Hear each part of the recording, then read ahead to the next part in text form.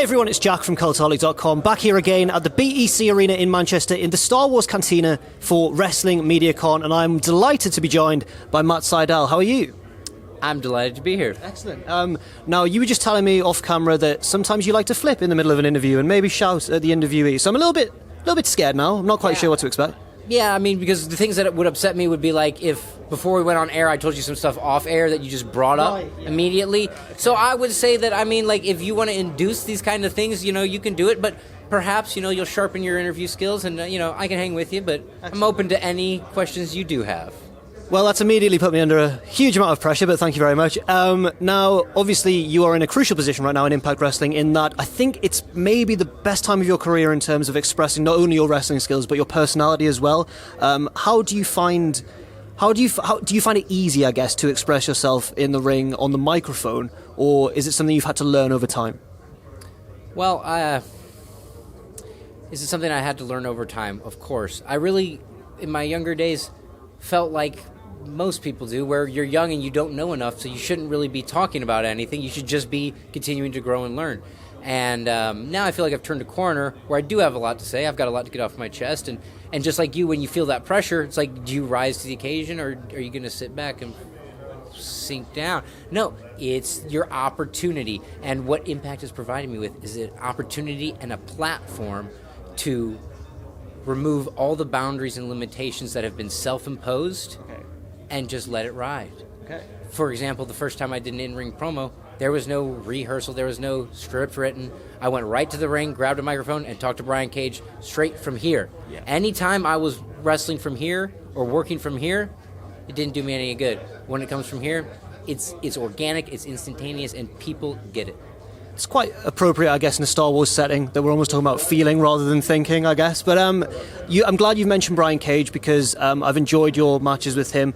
You're both very different opponents in terms of size, but at the same time, you've managed to bring out this wonderful chemistry. Is he one of your favorite opponents, would you say, or have you got any other names that potentially you'd like to shout out as well?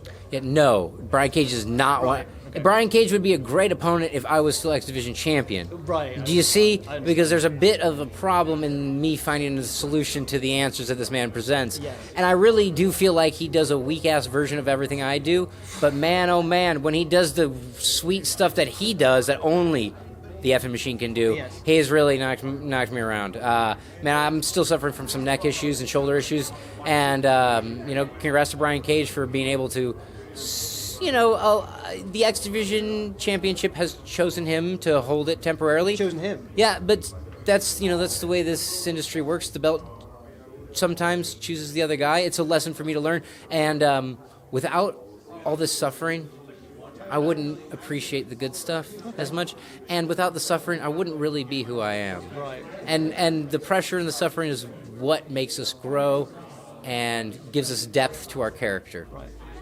Also, I just want to ask, is there anyone currently on the Impact roster who you maybe think, I don't know if you would choose them to wrestle now or whether Impact would put you together, I guess. But is there anyone you've got your eye on who you really want to meet in the ring?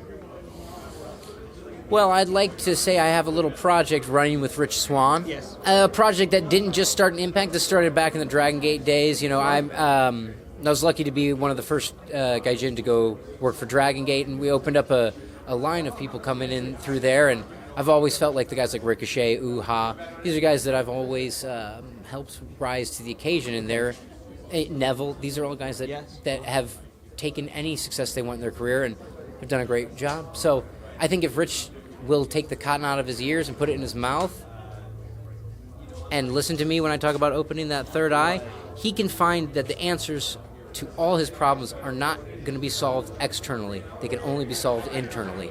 Okay, that's a very interesting point of view. Also, I'll just wrap up the interview with a simple question. What's next for Matt Sydal? What's next? What's next? This right here.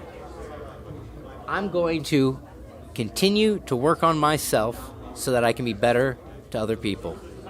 I think that's a lesson we can all learn. Thank you very much for joining us, Matt Sydal. It's been a pleasure. I've been Jack from Cultaholic.com here at Wrestling MediaCon, and never forget, of course, to join us.